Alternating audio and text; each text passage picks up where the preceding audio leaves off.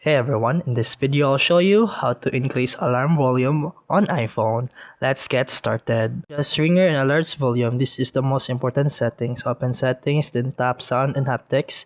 Then under ringer and alerts, drag the slider all the way to the right. This controls your alarm volume, not the regular media volume. And after that, disable change with buttons to prevent accidentally lowering your alarm volume and sounds and haptics. Then turn change with buttons off. This keeps the alarm volume looked at maximum.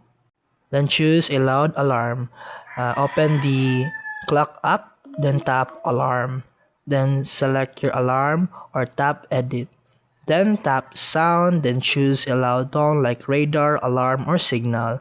And after that, tap save. Avoid soft tones, they can be hard to hear.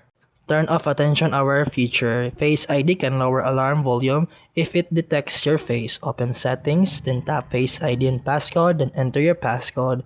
Then turn attention aware feature off. This stops iPhone from reducing alarm volume automatically. And that's it for today's video. If you found this helpful, please like and subscribe for more videos. See you in the next one.